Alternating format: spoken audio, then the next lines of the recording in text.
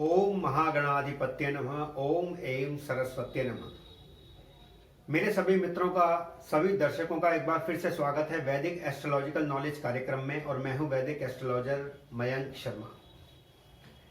मित्रों, ज्योतिष की चर्चा करते करते, ज्योतिष पर विचार विमर्श करते हुए आज हम इस एपिसोड तक आ पहुंचे हैं।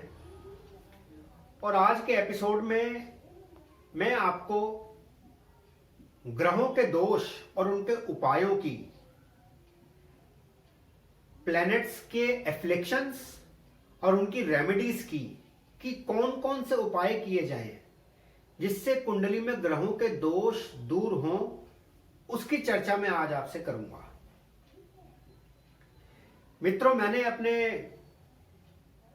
20 साल के प्रैक्टिकल एक्सपीरियंस में ये देखा है कि कई बार कुंडली में कुछ ग्रहों के दोष ऐसे होते हैं जो हमें जीवन में आगे नहीं बढ़ने देते। हमारे जीवन में धन का अभाव रहता है, हम अपने कैरियर में, अपने प्रोफेशन में आगे नहीं बढ़ पाते हैं, हम अपनी फैमिली लाइफ में परेशान रहते हैं, अपने वैवाहिक जीवन में परेशान रहते हैं, हमारे कुटुंब में कोई ना कोई समस्या लगी रहती है, व्यापार नहीं चलता, मित्रों के साथ कलह रहता है, पैसा देते हैं तो पैसा डूब जाता है, पैसा लेते हैं, कर्जा लेते हैं तो चुकाने में समस्या आती है, स्वास्थ्य संबंधी समस्याएं बनी रहती हैं, घर में बीमारियां, रोग, कर्ज लगा रहता है। उसका कारण होता है ग्रहों के दोष। कुंडली में अगर ग्रहों में दोष है, वो कमजोर हैं, पापक ग्रह ज्यादा ताकतवर हैं, बली हैं, तो ऐसी कुंडली में कोई ना कोई समस्या पूरा जीवन लगी रहती है। अब मैं आपको एक एक ग्रह,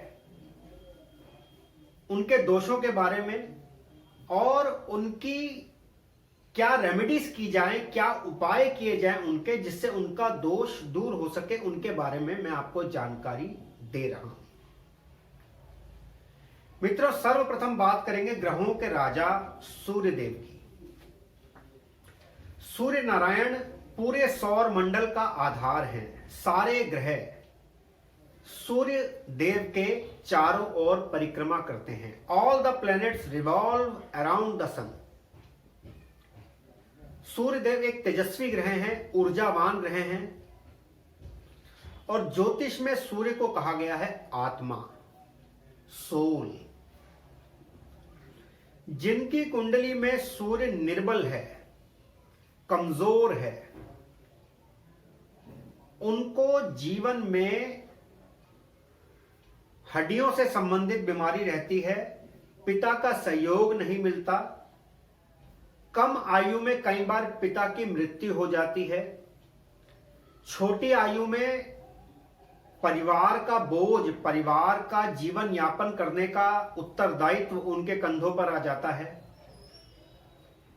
कुंडली में यदि सूर्य कमजोर है तो सरकार के साथ कोई ना कोई समस्या लगी रहती है, सरकार से कोई ना कोई कष्ट रहता है, जैसे पेनल्टी, इनकम टैक्स की पेनल्टी, सेल टैक्स की पेनल्टी, जीएसटी की पेनल्टी, कोर्ट के मुकदमे। सूर्य के कमजोर होने से ये सब समस्याएं रहती हैं। सीधी आंख में समस्या रहती है यदि सूर्य कमजोर है। ब्रेन हेमरेज होने का डर रहता है यदि सूर्य कमजोर है। सर पे गंजापन बना रहता है यदि सूर्य कमजोर है। और कमजोर सूर्य जिस भाव में बैठेगा उस भाव को कष्ट देगा। अब सूर्य कब कमजोर होता है? सूर्य होता है तुला राशि में कमजोर, नीच का होकर कमजोर हो जाता है। सूर्य 12वें भाव में बहुत कमजोर होता है। सूर्य चौथे भाव में बहुत कमजोर होता है। कुंडली के चौथे और 12वें भाव में सूर्य कमजोर होता है। न मांस कुंडली में सूर्य नीच का हो जाए तो कमजोर होता है। अब सूर्य के क्या उपाय किए जाएं जिससे व्यक्ति को मान सम्मान मिले, प्रतिष्ठा मिले, धन मिले। तो उसके लिए मित्रों सबसे पहले आप आदित्य हृदय स्तोत्र का पाठ करना आरंभ करें हर रविवार। हर रविवार को आदित्य हृदय स्तोत्र का पाठ करें। प्रतिदिन सूर्य को जल दें। तांबे के लोटे में लाल चंदन डालकर सूर्य देव को अर्घ्य अर्पित करें, अर्घ्य दें, जल दें। रविवार को आप संडे को गेहूं, गुड़ और देसी घी मंदिर में दान करें। यदि सूर्य त्रिकोण या केंद्र का स्वामी है तो आप अपनी अनामिका उंगली में, छोटी उंगली के साथ वाली उंगली में एक माणिक धारण करें। 6:15 रत्ती का शुक्ल पक्ष में रविवार को 6:30 से 7:30 के बीच में। सूर्य यदि कुंडली में कमजोर है तो गरीब व्यक्तियों को गेहूं का दान करें, आटे का दान करें। तो इस प्रकार ये उपाय करने से आपकी कुंडली में सूर्य की पोजीशन अच्छी हो जाएगी और सूर्य आपको शुभ फल देगा। अब बात करते हैं चंद्र ग्रह की। चंद्रमा को ज्योतिष में मन कहा गया है। यदि कुंडली में चंद्रमा निर्बल है तो मनुष्य में उत्साह की कमी रहती है, आत्मविश्वास की कमी रहती है, उसका मन चंचल रहता है, एक जगह पर टिकता नहीं, एक व्यापार में टिकता नहीं, एक नौकरी में टिकता नहीं। और ऐसे व्यक्ति की माता बहुत कष्ट में रहती है, माता का स्वास्थ्य बिगड़ा रहता है और माता की कम आयु में मृत्यु हो सकती है, जिनका चंद्रमा निर्बल है। चंद्रमा के निर्बल होने से शरीर में रक्त संबंधी विकार रह सकते हैं। चंद्रमा के निर्बल होने से अस्थमा और ब्रीदिंग ट्रबल्स रह सकती हैं। चेस्ट, छाती से संबंधित रोग रह सकते हैं। चंद्रमा पर यदि पाप प्रभाव है तो भूत प्रेत और नजर बाधा से, नजर दोष से व्यक्ति ग्रसित रह सकता है। चंद्रमा अगर पीड़ित है तो व्यक्ति व्यापार में बहुत नुकसान उठाता है। व्यक्ति का मन हर समय घबराया हुआ रहता है। व्यक्ति मन से निर्बल हो जाता है। तो ऐसे में चंद्रमा के क्या उपाय किए जाएं जिससे चंद्रमा बली हो? यदि चंद्रमा आपका केंद्र में या त्रिकोण में है तो सबसे छोटी कनिष्ठिका उंगली में मोती धारण करें, चांदी में 6:15 रत्ती का शुक्ल पक्ष में सुबह 6:30 से 7:30 के बीच में। सोमवार के व्रत रखें। सोमवार को मंदिर में सफेद वस्तुओं का दान करें। सोमवार को शिवजी को जल अर्पित करें। सोमवार को शिवलिंग पर सफेद पुष्प अर्पित करें। प्रतिदिन घर से माता के चरण स्पर्श करके निकलें। इन उपायों से चंद्रमा बली होता है। सोमवार को शिवजी पर दूध अर्पित करें, दूध से अभिषेक करें शिवलिंग पर, इससे चंद्रमा बली होता है। और किसी गरीब व्यक्ति को सफेद वस्त्र और सफेद चावल का दान करें सोमवार को।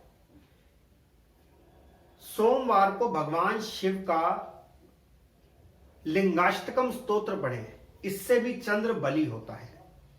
लिंगाष्टकम स्तोत्र, भगवान शिव के 8 श्लोक हैं लिंगाष्टकम में। ब्रह्मा मुरारी सुरार्चित लिंगम, निर्मल भासित शोभित लिंगम, जन्मज दुख विनाशक लिंगम, तत्प्रणमामि सदाशिव लिंगम। ऐसे 8 श्लोक हैं उसमें लिंगाष्टकम में, जिसके उच्चारण से चंद्र के दोष कम होते हैं, चंद्र ग्रह के। अब बात करते हैं मंगल ग्रह की। कुंडली में यदि मंगल दुर्बल है, निर्बल है, कमजोर है, अशुभ फल दे रहा है, खराब फल दे रहा है, मंगल कर्क राशि में बैठ के नीच का है, मंगल 8वें या 12वें भाव में है, तो मंगल बहुत ही अशुभ फल देता है मित्रों। मंगल के उपाय के लिए सर्वप्रथम आप मंगलवार को शिव जी को कुमकुम अर्पित करें, शिवलिंग पर कुमकुम चढ़ाएं। लाल मसूर की दाल शिवलिंग पर चढ़ाएं। यदि मंगल केंद्र में या त्रिकोण में है तो अपनी मध्यमा अनामिका उंगली में एक मूंगा धारण करें। छोटी उंगली के साथ वाली उंगली में एक मूंगा धारण करें 6:15 रत्ती का शुक्ल पक्ष में मंगलवार को सुबह 6:30 से 7:30 के बीच में। प्रतिदिन हनुमान चालीसा का पाठ करें, बजरंग बाण का पाठ करें। मंगलवार और शनिवार को हनुमान जी को चोला चढ़ाएं। चमेली का तेल और सिंदूर हनुमान जी को अर्पित करें। हनुमान जी के समक्ष खड़े होकर हर मंगलवार और शनिवार हनुमान चालीसा का पाठ करें। लाल वस्तुएं मंदिर में दान दें या किसी निर्धन व्यक्ति को दान दें। लड्डू का भोग लगाएं हनुमान जी को और निर्धन व्यक्तियों में बांटें। इन उपायों को करने से मंगल के दोष दूर होते हैं। अब बात करते हैं राहु ग्रह की। राहु ग्रह छाया ग्रह है, शैडोई प्लैनेट है। यह फिजिकल प्लैनेट नहीं है। Rahu is not a physical planet, it is a sensitive point in the zodiac.